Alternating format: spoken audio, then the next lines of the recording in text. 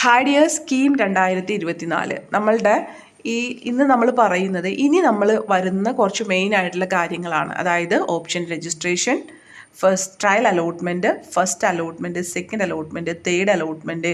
ഈ അലോട്ട്മെൻറ്റുകളുടെ ഇടയിൽ നമ്മൾ നിർബന്ധമായിട്ടും ചെയ്തു കൊടുക്കേണ്ട കാര്യങ്ങൾ അതെല്ലാമാണ് നമ്മൾ ഇന്ന് പറയുന്നത്. പിന്നെ ബാക്കി സീറ്റ് വേക്കൻസി വരുന്നത് എൻട്രൻസ് കമ്മീഷണർ എങ്ങനെ ഫില്ല് ചെയ്യും, അതിനിടയ്ക്ക് അലോട്ട്മെൻറ്റ് കിട്ടിയവരെന്താണ് ചെയ്യേണ്ടതെന്നൊക്കെ നമ്മൾ ഈ ഒരു ഇതിലൂടെ പറയാൻ ഉദ്ദേശിക്കുന്നത് കേട്ടോ. അപ്പോൾ നിങ്ങളിപ്പോൾ സർട്ടിഫിക്കറ്റ് വെരിഫിക്കേഷൻ കറക്റ്റായിട്ട് ചെയ്യുക, അല്ലെങ്കിൽ ഇനിയും ഡേറ്റുകൾ എക്സ്റ്റെൻഡ് ചെയ്ത് പോകും. ഇപ്പോൾ കഴിഞ്ഞ വർഷം 4/8/2024 നമ്മുടെ ഫസ്റ്റ് അലോട്ട്മെൻറ്റ് വന്നിട്ടുണ്ട്. അപ്പോൾ നിങ്ങളെല്ലാം കറക്റ്റായിട്ട് ചെയ്യുവാണെങ്കിൽ ഈ ഒരു ഡേറ്റ് അല്ലെങ്കിലും അതിൻ്റെ അടുത്തൊരു വീക്കൊക്കെ ആയിട്ട് നമുക്ക് ചിലപ്പോൾ ഫസ്റ്റ് അലോട്ട്മെൻറ്റുകൾ വന്നേക്കാം, അല്ലെങ്കിൽ പിന്നീട് വൈകി അങ്ങ് പോകും കേട്ടോ.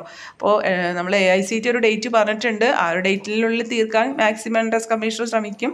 പക്ഷേ അത് നടന്നില്ലെങ്കിൽ റിക്വസ്റ്റ് ചെയ്യുകയും ഡേറ്റുകൾ ചിലപ്പോൾ എക്സ്റ്റെൻഡ് ചെയ്തേക്കാനും സാധ്യതയുണ്ട്. എല്ലാ വർഷവും ചെറുതായിട്ട് ഡേറ്റ് എക്സ്റ്റെൻഡ് ചെയ്യാറുണ്ട്. നമുക്ക് ഈ വർഷത്തെ കാര്യമൊന്നും അറിയത്തില്ല. മറ്റു സ്റ്റേറ്റുകളും അതനുസരിച്ചിട്ട് AICTEയുടെ അടുത്ത് റിക്വസ്റ്റ് ചെയ്യുവാണെങ്കിൽ ആ ഡേറ്റ് എക്സ്റ്റൻഷൻ ചിലപ്പോൾ നടക്കും കേട്ടോ. ഇനി ഇപ്പോൾ നിങ്ങൾ അതിൻ്റെ ഇടയ്ക്ക് ഒരു കാര്യം പറഞ്ഞോട്ടെ, നമുക്ക് ഇനി ഒരു കാറ്റഗറി ലിസ്റ്റ് വരും. ഇപ്പോൾ നമ്മളുടെ സർട്ടിഫിക്കറ്റ് വെരിഫിക്കേഷനും പ്രൊഫൈൽ വെരിഫിക്കേഷനൊക്കെ നടക്കുന്നുണ്ടല്ലോ. അപ്പോൾ റിസർവേഷൻസൊക്കെ നമുക്ക് കിട്ടാനുള്ളതൊക്കെ തന്നു കഴിഞ്ഞിട്ട് ഒരു കാറ്റഗറി ലിസ്റ്റ് ഇടും. ഇതിനെ നിങ്ങൾ കാറ്റഗറി റാങ്ക് ലിസ്റ്റ് എന്ന് വിളിക്കരുത്. കാറ്റഗറി റാങ്ക് ലിസ്റ്റ് അല്ല അത്. അല്ലെങ്കിൽ നിങ്ങളിപ്പോൾ അതെന്താ അങ്ങനെ വിളിക്കരുതെന്ന് പറയാനുള്ള കാരണം എന്ന് വെച്ചാൽ, നിങ്ങൾ ലാസ്റ്റ് റാങ്ക് നോക്കുമ്പോഴോ അല്ലെങ്കിൽ ഫസ്റ്റ് അലോട്ട്മെൻറ്റ് കഴിയുമ്പോൾ നമുക്കൊരു റാങ്ക്, ലാസ്റ്റ് റാങ്ക് എന്ന് പറഞ്ഞിട്ട് പബ്ലിഷ് ചെയ്യും, വെബ്സൈറ്റിൽ പബ്ലിഷ് ചെയ്യും. ആ ഒരു ടൈമിലൊക്കെ നിങ്ങൾ നോക്കുമ്പോൾ ആ ഒരു ലാസ്റ്റ് റാങ്ക് കാണിച്ചിരിക്കുന്നത് നിങ്ങളുടെ ഈ ഇപ്പോൾ വന്നേക്കുന്ന റാങ്കില്ലേ, കീമിൻ്റെ റാങ്ക്. ഇപ്പോൾ ഈഴവ കാറ്റഗറിയുടെ അടിയിൽ അല്ലെങ്കിൽ മുസ്ലിം കാറ്റഗറിയുടെ അടിയിൽ ഒരു റാങ്ക് നമ്പർ കാണിച്ചിട്ടുണ്ട്. ആ റാങ്ക് എന്ന് പറയുന്നത് നിങ്ങളുടെ കീമിൻ്റെ ഇപ്പോൾ വന്നേക്കുന്ന റാങ്കാണ്. അല്ലാതെ ഇനി കാറ്റഗറി ലിസ്റ്റ് പബ്ലിഷ് ചെയ്ത് കഴിയുമ്പോൾ ആ മുസ്ലിം കാറ്റഗറിയിൽ അല്ലെങ്കിൽ ഈഴവ കാറ്റഗറിയിൽ നിങ്ങൾ വന്നേക്കുന്ന ആ ഒരു നമ്പർ അല്ല കേട്ടോ. അത് ജസ്റ്റ് കാറ്റഗറി ലിസ്റ്റ് മാത്രമാണ്, അല്ലാതെ അതിനെ റാങ്ക് ലിസ്റ്റ് എന്ന് പറയരുത്. റാങ്ക് ലിസ്റ്റ് ഇപ്പോൾ നിങ്ങൾക്ക് വന്നേക്കുന്ന ഒരു റാങ്കാണ് കേട്ടോ. പിന്നെ അതെന്തിനാണെന്ന് വെച്ചിട്ടുണ്ടെങ്കിൽ അങ്ങനെ ഒരു പബ്ലിഷ് ചെയ്യുന്നത് നിങ്ങളുടെ കാറ്റഗറിയിൽ നിങ്ങൾ എത്രാമതാണ് നിങ്ങൾക്ക് അറിയാൻ സാധിക്കും കേട്ടോ. മാത്രമല്ല നിങ്ങളുടെ റിസർവേഷൻസ് ഒക്കെ ഉണ്ട്, ആ ഒരു ലിസ്റ്റ് വന്നു കഴിയുമ്പോൾ നിങ്ങളുടെ പ്രൊഫൈലിലും പിന്നെ ആ ഒരു ലിസ്റ്റിലും ഒക്കെ നിങ്ങൾ കൊടുത്ത റിസർവേഷനൊക്കെ ഉണ്ട് എന്നുള്ളതും ഉറപ്പാക്കുക. ഇല്ലെങ്കിൽ ആ ഒരു ടൈമിൽ എൻട്രൻസ് കമ്മീഷണറായിട്ട് കോൺടാക്ട് ചെയ്യുക. ഓക്കെ, ഇനി നമുക്ക് മെയിനായിട്ടുള്ള കാര്യത്തിലേക്ക് വരാം. Option registration. അധികം താമസിയാതെ ഓപ്ഷൻ രജിസ്ട്രേഷൻ്റെ നോട്ടിഫിക്കേഷനും വരും. ആ ഒരു ടൈമിൽ നിങ്ങൾ കറക്റ്റായിട്ട് ചെയ്യാം. നമ്മൾ എങ്ങനെ ഓപ്ഷൻ രജിസ്ട്രേഷൻ ചെയ്യണം എന്നുള്ള ഈ ഒരു കാര്യങ്ങളൊക്കെ പറഞ്ഞു തരാം കേട്ടോ. അത് നിങ്ങൾ കറക്റ്റായിട്ട് ചെയ്യുക. ഞാനിപ്പോൾ ഒന്നുകൂടി പറയുവാണ്, ഇതൊക്കെ ഓപ്ഷൻ രജിസ്ട്രേഷൻ ആണെങ്കിലും ഫസ്റ്റ് ആണെങ്കിലും സെക്കൻഡ് ആണെങ്കിലും പിന്നെ ബാക്കി വരുന്നതൊക്കെ ആണെങ്കിലും ഒരുപാട് താമസങ്ങളുണ്ടല്ലേ. പക്ഷേ ഇത് നിങ്ങൾക്ക് നേരത്തെ പറഞ്ഞു തരുന്നത് എന്താണെന്ന് വെച്ചാൽ, നിങ്ങളിതൊന്നും അറിയാം. ചിലവരൊക്കെ ചിലപ്പോൾ വീഡിയോസൊന്നും സബ്സ്ക്രൈബ് ചെയ്തിട്ടുണ്ടാവില്ല. അപ്പോൾ അവർക്ക് ചിലപ്പോൾ കുറച്ച് വൈകിയായിരിക്കും ഈ വീഡിയോസ് വന്ന് കിട്ടുന്നത്. ആ ഒരു ടൈമിൽ വന്നിട്ട് പലരും ചോദിക്കാറുണ്ട് ടൈം കഴിഞ്ഞു പോയോ എന്നുള്ളത്. അപ്പം അങ്ങനെ കുറച്ച് നേരത്തെ ചെയ്യുവാണെങ്കിൽ അത് ആ സമയത്തേക്ക് എത്തുമ്പോഴെങ്കിലും ആ ടൈം ആയിട്ടുണ്ടാവുമല്ലോ. അപ്പോൾ നിങ്ങൾ, കാരണം ഞാൻ കാണാറുണ്ടേ നല്ല റാങ്കുള്ള കുട്ടികൾ അല്ലെങ്കിൽ നല്ലൊരു കോളേജിൽ എത്തേണ്ട കുട്ടികൾ ഓപ്ഷൻ രജിസ്ട്രേഷൻ കറക്റ്റായിട്ട് ചെയ്യാത്തത് കൊണ്ടോ അല്ലെങ്കിൽ ഈ പറയുന്ന പോലെ ഈ നമ്മുടെ അലോട്ട്മെൻറ്റിൻ്റെ ഇടയ്ക്കുള്ള ചില കാര്യങ്ങൾ കറക്റ്റായിട്ട് ചെയ്യാത്തത് കൊണ്ടും ഒക്കെ ഇതിൽ നിന്ന് ഔട്ടായി പോകുന്ന കാണാറുണ്ട്. അപ്പോൾ അത് വളരെ സങ്കടമായിട്ടുള്ള ഒരു അവസ്ഥയാണ്. സോ അതുകൊണ്ടാണ് നിങ്ങളിലേക്ക് ഇതൊക്കെ കറക്റ്റായിട്ട് സമയം കുറവുണ്ടായിട്ട് എത്തിക്കാൻ ശ്രമിക്കുന്നത് കേട്ടോ. ഓക്കെ, അപ്പോൾ നമ്മളുടെ ഓപ്ഷൻ രജിസ്ട്രേഷനെ പറ്റി പറയാം. ആദ്യം ഷോർട്ടായിട്ട് പറയാം, ഡീറ്റെയിൽ ആയിട്ട് നമുക്ക് നല്ലതായിട്ട് എങ്ങനെ ചെയ്യണം എന്നൊക്കെ പറയാം. ഓപ്ഷൻ രജിസ്ട്രേഷൻ ചെയ്യുമ്പോൾ നമ്മൾക്ക് കുറേ കോളേജസ് നമ്മളുടെ പ്രൊഫൈലിൽ കാണാൻ പറ്റും. അത് നമ്മുടെ ചോയ്സ് അനുസരിച്ചിട്ട് ഏറ്റവും ആദ്യം പോവാൻ ആഗ്രഹമുള്ള കോളേജ് ഏറ്റവും ആദ്യം വെക്കുക എന്നുള്ളതാണ് നമ്മൾ ചെയ്യേണ്ടത്. പോകാനുള്ള കോളേജും കോഴ്സും ഏറ്റവും ആദ്യം വെക്കുക എന്നുള്ളത്. പിന്നെ ആദ്യമേ പറയട്ടെ, താല്പര്യമില്ലാത്ത കോളേജും കോഴ്സും നിങ്ങൾ വെക്കരുത്. കാരണം എല്ലാ വർഷവും അങ്ങനെ ഒരു ക്വസ്റ്റ്യൻ ഉണ്ടാവും, എനിക്ക് അലോട്ട്മെൻറ്റ് കിട്ടി, എനിക്ക് അവിടെ പോകാൻ താല്പര്യമില്ല എന്നുള്ളത്. അപ്പോൾ അങ്ങനെയുള്ള കോളേജുകൾ നിങ്ങൾ വെക്കാതിരിക്കുക കേട്ടോ. കാരണം ചില സമയത്ത് നമുക്കൊരു അലോട്ട്മെൻറ്റ് കിട്ടിയാൽ നമ്മൾ അവിടെ അഡ്മിഷൻ എടുത്താലേ പറ്റുള്ളൂ, അല്ലെങ്കിൽ നമ്മൾ അതിൽ നിന്ന് പുറത്തായി പോകും. ഓക്കെ, അപ്പോൾ അതുകൊണ്ട് തന്നെ ആവശ്യമുള്ള കോളേജുകൾ, ഏറ്റവും പോകാൻ ആഗ്രഹമുള്ള കോളേജും കോഴ്സും നമ്മൾ ആദ്യം വെക്കുക എന്നുള്ളതാണ് നമ്മൾ ചെയ്യേണ്ടത്. അത് നിങ്ങൾക്ക് കോളേജ് അനുസരിച്ചിട്ട് വെക്കാം. ഇപ്പോൾ നിങ്ങൾക്ക് ചിലപ്പോൾ CET എന്നുള്ള കോളേജിൽ ഏത് കോഴ്സാണെങ്കിലും എനിക്ക് എടുക്കാമെന്നുണ്ടെങ്കിൽ അങ്ങനെ CETയുടെ ആ ഒരു CET ഫസ്റ്റ്, ഇപ്പോൾ കമ്പ്യൂട്ടർ സയൻസ് ആണെങ്കിൽ കമ്പ്യൂട്ടർ സയൻസ്, പിന്നെ CET ഇലക്ട്രോണിക്സ് ആൻഡ് കമ്മ്യൂണിക്കേഷൻ അല്ലെങ്കിൽ EEE, അങ്ങനെ നിങ്ങളുടെ ചോയ്സ് അനുസരിച്ചിട്ട് വെക്കാം. അതല്ല നിങ്ങൾ CET കമ്പ്യൂട്ടർ സയൻസ് നോക്കിക്കഴിഞ്ഞിട്ട് പിന്നെ TKM കമ്പ്യൂട്ടർ സയൻസ് ആണ് നോക്കുന്നത്, അല്ലെങ്കിൽ government engineering college Thrissur computer science ആണ്, അല്ലെങ്കിൽ MA കോളേജ് ആണ്, അല്ലെങ്കിൽ മോഡൽ നിങ്ങൾക്ക് അറിയാമല്ലോ, ഗവൺമെൻറ് അല്ല, ഗവൺമെൻറ് കൺട്രോളാണ്. അപ്പോൾ ഫീസ് വ്യത്യാസം വരും. ഫീസാണ് നോക്കുന്നതെങ്കിൽ, അല്ലെങ്കിൽ പ്ലേസ്മെൻ്റ് ആണ് നോക്കണമെങ്കിൽ നിങ്ങൾക്ക് മൂന്നാമതോ ഒക്കെ തന്നെ മോഡൽ വെക്കാവുന്നതാണ്. പക്ഷേ മോഡലിനെ പറ്റി നമ്മൾ പ്ലേസ്മെൻറ്റ് വൈസ് നല്ല രീതിയാണ്. നിങ്ങൾ ക്യാമ്പസ് വലുതൊന്നും പ്രതീക്ഷിച്ച് മോഡലിലേക്ക് വരണ്ട കേട്ടോ. കാരണം വലിയ ക്യാമ്പസ് ഒന്നും നിങ്ങൾ പ്രതീക്ഷിക്കേണ്ട. പക്ഷേ പ്ലേസ്മെൻറ്റ് വൈസ് മോഡൽ നല്ലൊരു കോളേജാണെന്ന് നമുക്ക് പറയാനായിട്ട് സാധിക്കും. ഇപ്പോൾ ഈ വർഷം എല്ലാ കോളേജുകളിലും പ്ലേസ്മെൻറ്റ് വളരെ കുറവായിരുന്നു, CS ഉം EC ഒക്കെ ആണെങ്കിലും. പക്ഷേ മോഡലിൽ നല്ല രീതിയിൽ പ്ലേസ്മെൻറ്റ് നടന്നു പോയി എന്നുള്ളതാണ് നമ്മൾ മനസ്സിലാക്കുന്നത്. അപ്പോൾ ആ ഒരു രീതി നോക്കുമ്പോൾ ജസ്റ്റ് പറഞ്ഞു എന്നുള്ളൂ. അപ്പോൾ ആ ഓപ്ഷൻ രജിസ്ട്രേഷനെ പറയുമ്പോൾ കുറച്ചുകൂടി പറയാം. അപ്പോൾ ഓപ്ഷൻ രജിസ്ട്രേഷൻ നിങ്ങൾ അങ്ങനെയാണ് ചെയ്യേണ്ടത്. ഏറ്റവും താല്പര്യമുള്ള കോളേജ് ഏറ്റവും ആദ്യം വെക്കണം കേട്ടോ. ഇനി ഈ ഓപ്ഷൻ രജിസ്ട്രേഷൻ വെക്കുമ്പോൾ ഒരു കാര്യം കൂടി ശ്രദ്ധിക്കുക. നമുക്ക് 3 അലോട്ട്മെൻറ്റ് അടുപ്പിച്ചുണ്ടാവും. ഫസ്റ്റ്, സെക്കൻഡ്, തേർഡും ഉണ്ടാവാറുണ്ട്. ഇതിൽ നമ്മളെ പരിഗണിക്കുന്നത് നമ്മൾ ആദ്യം വെച്ച് കൊടുത്ത ഓപ്ഷനാണ്. മനസ്സിലായോ? അപ്പോൾ ആദ്യത്തെ അലോട്ട്മെൻറ്റ് കഴിഞ്ഞിട്ട് പിന്നെ നമ്മൾക്ക് കോളേജ് ആദ്യം കണ്ടത് ഏതെങ്കിലും വേണമെന്ന് വെച്ചാൽ ആഡ് ചെയ്യാൻ പറ്റൂല. മനസ്സിലാവണ്ടോ? രണ്ടാമത്തെ അലോട്ട്മെൻറ്റ് കഴിഞ്ഞിട്ടും നിങ്ങൾക്ക് ഏതെങ്കിലും കോളേജുകൾ ആദ്യം കണ്ടത് വേണമെന്ന് വെച്ചാൽ ആഡ് ചെയ്യാൻ പറ്റില്ല. നിങ്ങൾ പ്രൊഫൈലിൽ എടുത്ത് വച്ചേക്കുന്ന കോളേജുകൾ, അല്ലെങ്കിൽ ആഡ് ചെയ്ത് വച്ചേക്കുന്ന ആ ഒരു കുറേ ലിസ്റ്റ് ഉണ്ടാവും എന്ന് പറഞ്ഞല്ലോ ആദ്യം തന്നെ. ആ ലിസ്റ്റിൽ നിന്ന് നമുക്ക് ആവശ്യമുള്ള കോളേജുകൾ പ്രയോറിറ്റി അനുസരിച്ചിട്ട് നമ്മൾ എടുത്തു വെക്കുമല്ലോ. ആ ഒരു ലിസ്റ്റ് മാത്രമാണ് നമ്മൾ പിന്നീട് നമ്മുടെ പ്രൊഫൈലിൽ നമുക്ക് കാണാൻ പറ്റുള്ളൂ. അപ്പോൾ ഫസ്റ്റ് അലോട്ട്മെൻറ്റ് വന്നു കഴിയുമ്പോൾ നമുക്കൊരു എഡിറ്റിംഗ് തരും. ആ എഡിറ്റിങ്ങിൻ്റെ സമയത്ത് നമ്മൾ വച്ച കോളേജുകളുടെ പൊസിഷൻ മാറ്റി വെക്കാനേ പറ്റുള്ളൂ. നമ്മൾ ആദ്യം കണ്ട കോളേജുകളിൽ നിന്ന് ഒരെണ്ണം വീണ്ടും നമ്മുടെ ലിസ്റ്റിലേക്ക് ആഡ് ചെയ്ത് വെക്കാൻ പറ്റൂല. അപ്പോൾ പറയുന്നത് എന്താണെന്ന് വെച്ചിട്ടുണ്ടെങ്കിൽ, നിങ്ങൾക്ക് ആവശ്യമുള്ള കോളേജുകൾ ആദ്യം തന്നെ ഓപ്ഷൻ വെക്കുമ്പോൾ വെക്കുക. മനസ്സിലായോ? എന്നിട്ട് നിങ്ങൾ പിന്നീട് ആവശ്യമില്ല എങ്കിൽ അത് ഡിലീറ്റ് ചെയ്ത് കളയാം. പക്ഷേ അപ്പോഴും ഓർക്കണം, നിങ്ങൾ കിട്ടിയാൽ, ഇനി ഇൻ കേസ് അതെങ്ങാനും കിട്ടിപ്പോയാൽ പോവില്ല എന്ന് പറയുന്ന കോളേജ് ആവരുത്. നിങ്ങൾക്ക് പോകാൻ ഇഷ്ടമുള്ള കോളേജുകൾ മാത്രം ഓപ്ഷനിൽ വെക്കുക. ഇഷ്ടമുള്ളതെല്ലാം തന്നെ വെക്കുകയും വേണം എന്നാണ് ഉദ്ദേശിച്ചത്. അപ്പോൾ നമ്മൾ ഓപ്ഷൻ വച്ച് കഴിഞ്ഞാൽ ചിലപ്പോൾ നമ്മളുടെ ലാസ്റ്റ് ഡേറ്റ്, ഓപ്ഷൻ രജിസ്ട്രേഷൻ ഒരു ഡേറ്റുകൾ തരുമല്ലോ, ഒരാഴ്ചയൊക്കെ തരാറുണ്ട്. അപ്പോൾ ആ ഒരു ടൈമിൽ ചിലപ്പോൾ ലാസ്റ്റ് ഡേറ്റിന് മുമ്പായിട്ട് തന്നെ നമുക്കൊരു ട്രയൽ അലോട്ട്മെൻറ്റ് വരും. മനസ്സിലാവുണ്ടോ? അല്ലെങ്കിൽ ചിലപ്പോൾ ട്രയൽ അലോട്ട്മെൻറ്റിൽ നിന്ന് പറഞ്ഞിട്ട് ഒരു ഡേറ്റ് പറയുകയാണ് ചെയ്യണം. ഓപ്ഷൻ രജിസ്ട്രേഷൻ കഴിഞ്ഞിട്ടായിരിക്കും ട്രയൽ അലോട്ട്മെൻറ്റ് വരുന്നത്. ഇപ്പോൾ ഒരു വർഷം മാത്രമാണ്, 2022 മാത്രമാണ് ഒരു ട്രയൽ അലോട്ട്മെൻറ്റ് വരാതിരുന്നത്. കാരണം ആ ഒരു ടൈമിൽ CBSEയുടെയും CE ഒക്കെ ആയിട്ട് ചെറിയൊരു കേസും കാര്യങ്ങളൊക്കെ നടന്നതുകൊണ്ട് ട്രയൽ ഉണ്ടായില്ല. ഡയറക്റ്റ് ഫസ്റ്റ് അലോട്ട്മെൻ്റ് ആണ് ഉണ്ടായത്. അപ്പോൾ ബാക്കി എല്ലാ കേസിലും നമുക്ക് ട്രയൽ അലോട്ട്മെൻറ്റ് വരാറുണ്ട്. ട്രയൽ അലോട്ട്മെൻറ്റ് എന്ന് പറഞ്ഞാൽ നമ്മൾക്ക് കിട്ടിയ എവിടെയും പോയി ചേരുകയൊന്നും വേണ്ട, ഒരു സാധ്യത മാത്രമാണ്. നമ്മളുടെ സിസ്റ്റവും അവരുടെ സിസ്റ്റമൊക്കെ ഓക്കെ ആണ് എന്നൊക്കെ അറിയാനൊക്കെ ആയിട്ടുള്ളൊരു അലോട്ട്മെൻ്റ് ആണ്. ചിലപ്പോൾ നമുക്ക് ട്രയൽ വന്ന കോളേജ് തന്നെയായിരിക്കും ഫസ്റ്റിലും വരിക, ചിലപ്പോൾ അതല്ലാതിരിക്കാം, ഇനി ഒട്ടും നമുക്ക് വരാതിരിക്കാം. അപ്പോൾ അതൊന്നും കാര്യമാക്കണ്ട. ട്രയൽ അലോട്ട്മെൻറ്റ് വന്നതിന് ശേഷം നിങ്ങൾക്ക് വീണ്ടും എഡിറ്റിംഗ് ചെയ്യാൻ, അതായത് ചില സമയത്ത് നമുക്ക് പുതിയ കോളേജ് ആഡ് ചെയ്ത് വെക്കാൻ തരാറുണ്ട്. ചിലപ്പോൾ നമ്മൾ വച്ചത് തന്നെ എഡിറ്റ് ചെയ്യാനേ പറ്റുള്ളൂ.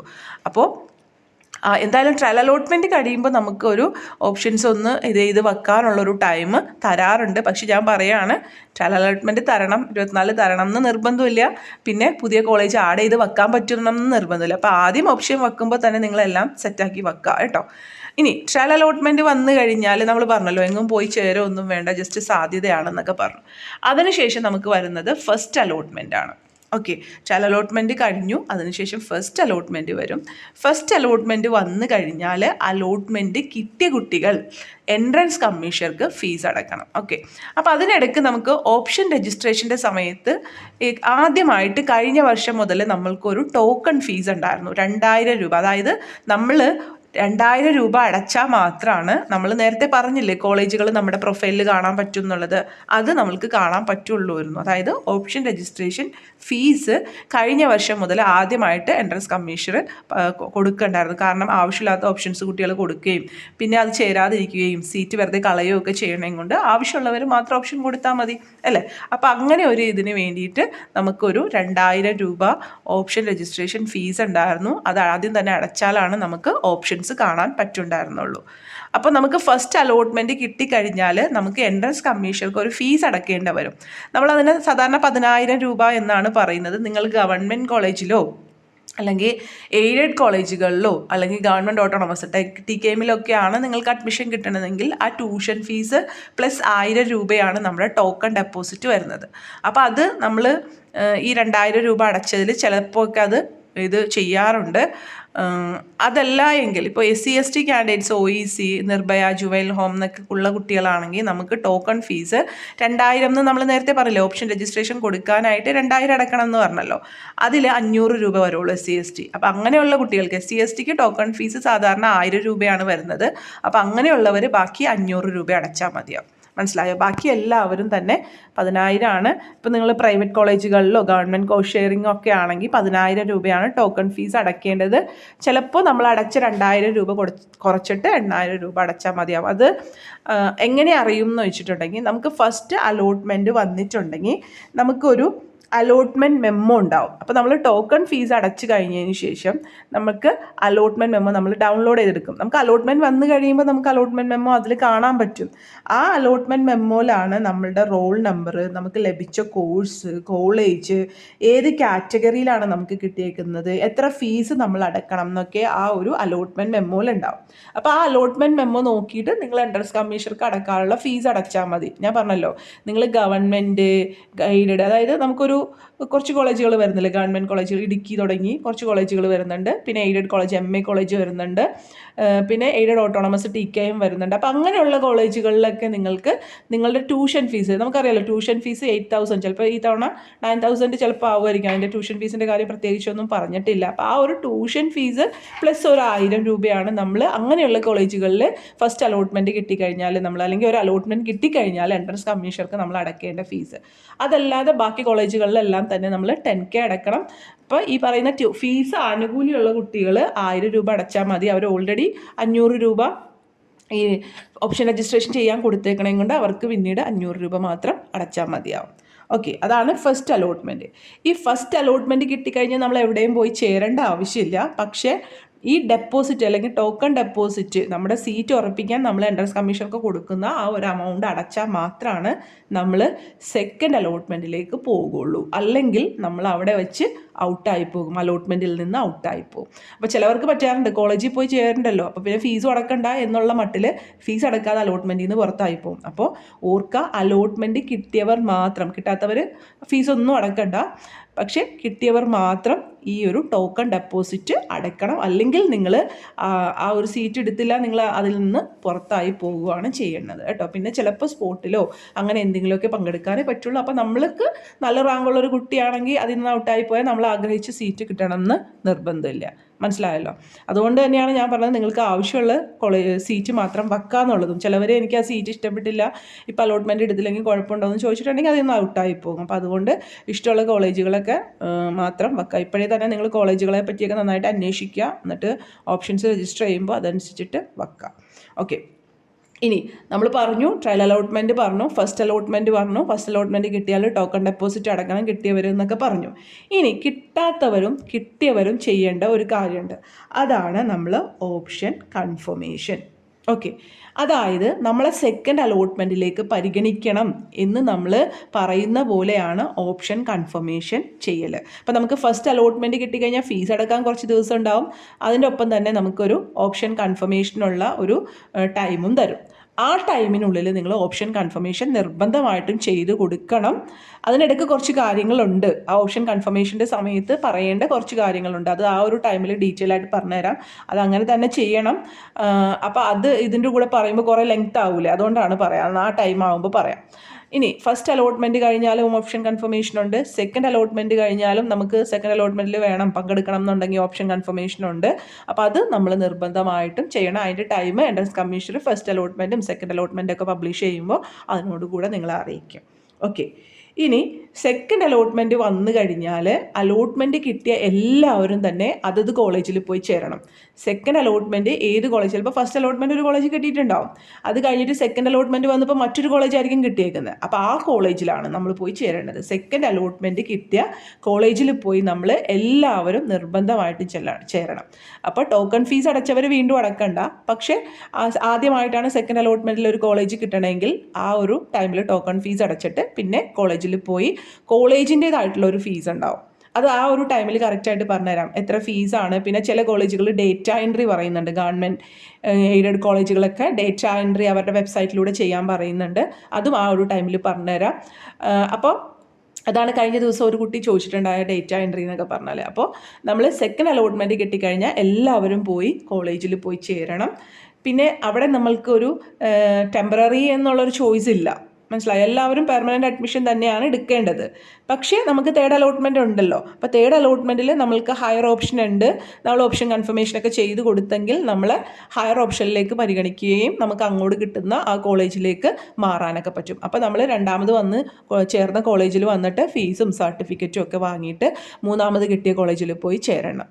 ഓക്കെ. അപ്പോൾ ഇവിടെയും ഒരു ക്വസ്റ്റ്യൻ നിങ്ങൾ വരും. സെക്കൻഡ് അലോട്ട്മെൻറ്റ് കഴിയുമ്പോൾ കോളേജിൽ പോയി ജോയിൻ ചെയ്യണം എന്ന് പറയുമ്പോൾ എനിക്ക് ടെമ്പററി ആയിട്ട് എടുക്കാൻ പറ്റുമെന്ന് ചോദിച്ചാൽ ഇല്ല. പെർമനൻ്റ് ആയിട്ട് നിങ്ങൾ അഡ്മിഷൻ എടുക്കുക. പക്ഷേ നിങ്ങളുടെ ഹയർ ഓപ്ഷൻ ഉണ്ട്. മൂന്നാമത്തെ അലോട്ട്മെൻറ്റ് നിങ്ങൾക്ക് വരുമ്പോൾ അതിലേക്ക് മാറാൻ പറ്റും. പിന്നെ നിങ്ങൾ കോളേജിലും ഒന്ന് പറയാം. അവിടെ കോളേജിലും നിങ്ങളോട് ചോദിക്കും, സാധാരണ നിങ്ങൾ ഇവിടെ നിന്ന് സ്ഥിരമാണോ എടുക്കുന്നത് അല്ലെങ്കിൽ മാറുന്നുണ്ടോ എന്ന് ജസ്റ്റ് ഒന്ന് ചോദിക്കും. അപ്പോൾ നിങ്ങളുടെ ആ ഒരു ഒപ്പീനിയൻ അത് അവിടെ പറയാം. അല്ലെങ്കിലും ചോദിച്ചില്ലെങ്കിലും ജസ്റ്റ് ഒന്ന് പറയാം, എൻ്റെ ഹയർ ഓപ്ഷൻ ഉണ്ട്, അങ്ങനെ കിട്ടുവാണെങ്കിൽ എനിക്ക് മാറാൻ പറ്റില്ല എന്ന് ജസ്റ്റ് വേണമെങ്കിൽ അങ്ങനെ ചോദിക്കാം. എന്തായാലും ഹയർ ഓപ്ഷൻ ഉണ്ട്. എൻട്രൻസ് കമ്മീഷണർ ഒരു അലോട്ട്മെൻറ്റ് നടത്തുവാണെങ്കിൽ നിങ്ങൾക്ക് തീർച്ചയായിട്ടും ഒരു അടുത്ത ഇതിലേക്ക് പോകേണ്ടതായിട്ട് വരും കേട്ടോ. അപ്പോൾ അവിടെയും കുറച്ച് കെയർഫുൾ ആവേണ്ട കുറച്ച് കാര്യങ്ങളുണ്ട്. അത് ആ ഒരു ടൈമിൽ ഓപ്ഷൻ കൺഫർമേഷൻ്റെ സമയത്ത് നിങ്ങൾക്ക് പറഞ്ഞു തരാം. ഓക്കെ. അപ്പോൾ നമ്മളിപ്പോൾ 3 അലോട്ട്മെൻറ്റിൻ്റെ കാര്യം പറഞ്ഞില്ലേ. അതായത് ഓക്കെ, സെക്കൻഡ് അലോട്ട്മെൻറ്റ് വരെ എത്തിയുള്ളൂ അല്ലേ. സെക്കൻഡ് അലോട്ട്മെൻറ്റിലാണ് നമ്മൾ കോളേജിൽ പോയി ജോയിൻ ചെയ്യേണ്ടത്. അതിനുശേഷമാണ് തേർഡ് അലോട്ട്മെൻറ്റ് വരുന്നത്. തേർഡ് അലോട്ട്മെൻറ്റ് കഴിഞ്ഞാൽ ഒരുവിധം നമ്മുടെ ഗവൺമെൻറ് കോളേജുകളിലെയും ഗവൺമെൻറ് കോ ഷെയറിംഗ് കോളേജുകളിലെയും ഒക്കെ ആണെങ്കിലും എല്ലാത്തിൻ്റെയും ആ ഒരു എൻട്രൻസ് കമ്മീഷൻ നടത്തുന്ന എഞ്ചിനീയറിങ്ങിൻ്റെ അലോട്ട്മെൻറ്റ് സാധാരണ കഴിയും. അതായത് കഴിഞ്ഞതിന് മുമ്പത്തെ വർഷം വരെ നമുക്ക് എൻട്രൻസ് കമ്മീഷണറായിരുന്നു ഗവൺമെൻറ് കോളേജുകളിലെയും അതുപോലെ തന്നെ ഗവൺമെൻറ് കോ ഷെയറിംഗ് കോളേജ് എയ്ഡഡ് കോളേജുകളിലെയും ഗവൺമെൻറ് കോളേജുകളിലെയും ഗവൺമെൻറ് എയ്ഡഡ് കോളേജുകളിലെയും ഒക്കെ സ്പോട്ടും സ്ട്രേ വേക്കൻസി ഒക്കെ നടത്തി അല്ലെങ്കിൽ മോപ്പപ്പ് എന്ന് പറഞ്ഞിട്ടൊരു അലോട്ട്മെൻറ്റ് നടത്താറുണ്ടായിരുന്നു. കഴിഞ്ഞതിന് മുമ്പത്തെ വർഷം വരെ ഒരു മോപ്പപ്പ് അലോട്ട്മെൻറ്റ് ഉണ്ടായിരുന്നു. ഗവൺമെൻറ് കോളേജുകളൊക്കെ ഉൾപ്പെടുത്തിയിട്ട് അവരുടെ സീറ്റ് വേക്കൻസി നടത്തുന്ന ഒരു മോപ്പപ്പ് അലോട്ട്മെൻറ്റ് എൻട്രൻസ് കമ്മീഷൻ നടത്താറുണ്ടായിരുന്നു.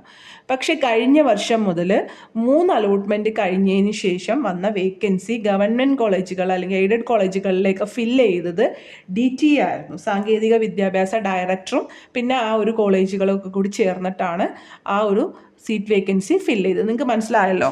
അതായത് 3 അലോട്ട്മെൻറ്റ് കഴിയുമ്പോൾ കഴിഞ്ഞതിന് മുമ്പത്തെ വർഷം വരെ എൻട്രൻസ് കമ്മീഷണർ തന്നെയായിരുന്നു ഗവൺമെൻറ് കോളേജുകളിലെ സീറ്റുകൾ ഫില്ല് ചെയ്തത്.